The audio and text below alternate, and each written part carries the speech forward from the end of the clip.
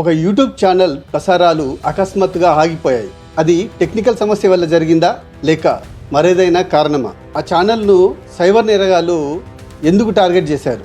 ఇది కేవలం హ్యాకింగ్ మాత్రమేనా లేక తెలంగాణలో నిజం మాట్లాడే గొంతులను నొక్కేసే ప్రయత్నమా? ఇది ఒక కొత్త డిజిటల్ యుద్ధానికి నాందియా? ఇక్కడ ప్రశ్నలు ఏంటంటే, తెలంగాణలో పదుల సంఖ్యలో ఛానళ్ళు ఉండగా కేవలం ఆ ఛానల్నే ఎందుకు టార్గెట్ చేశారు?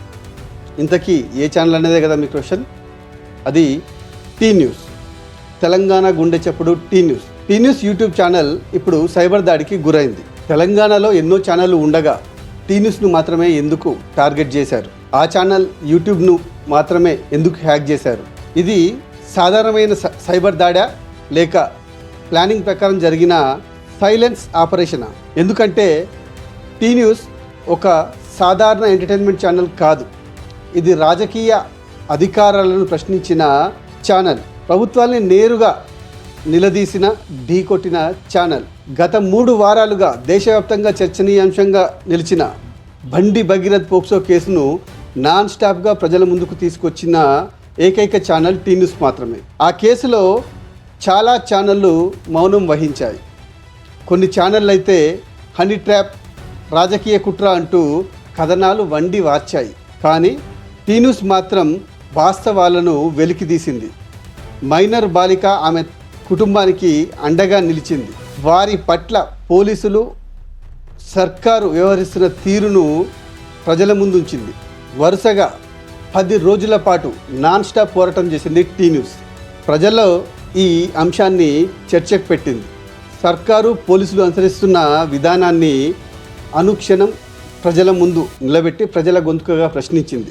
ప్రజలు చూడకూడని నిజం అధికారానికి ఎప్పుడూ భయం కలిగిస్తుంది. ఇక్కడ టీ న్యూస్ విషయంలో కూడా అదే జరిగింది. సత్యాన్ని ఎదుర్కోలేని వాళ్ళు మొదట మైక్ను కట్ చేయాలని చూస్తారు.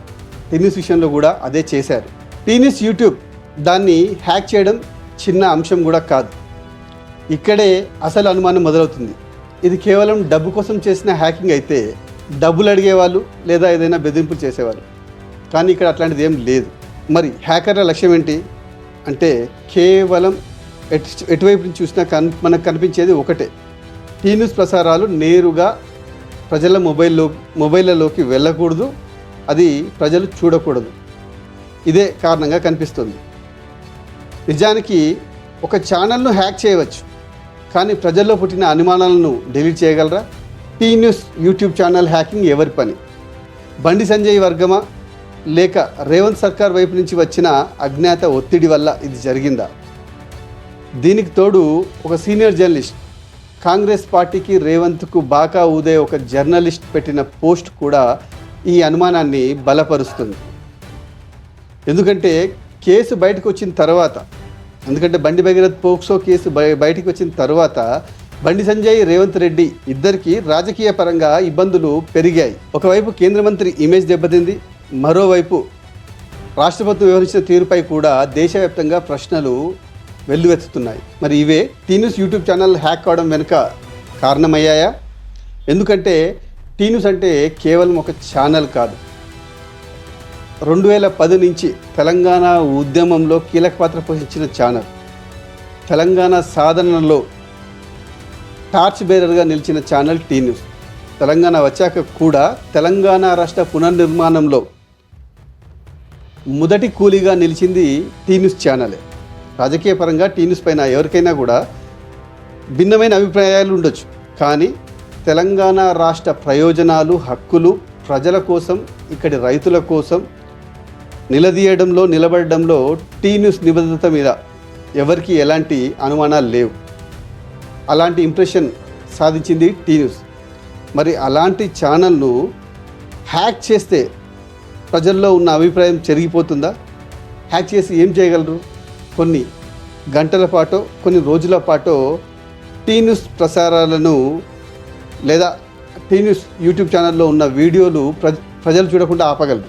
కానీ దానికి కూడా టీ న్యూస్ దగ్గర వేరే మార్గాలు ఉండవా?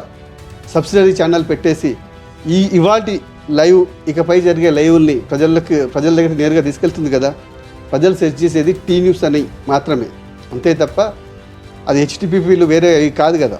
టీ న్యూస్ అని సెర్చ్ చేయగానే ఇవాటి ప్రసారాలు వాళ్ళకి లైవ్గా వస్తాయి. నిన్నటి దాకా ఉన్న వీడియోలు, వందల సంఖ్యలో ఉన్న వీడియోలు, లైవ్లు, కేసీఆర్ సంబంధించిన ప్రసంగాలు, కేటీఆర్ సంబంధించిన ప్రసంగాలు వాళ్ళు చూడకుండా కొన్ని గంటల పాటు చేయగలరు.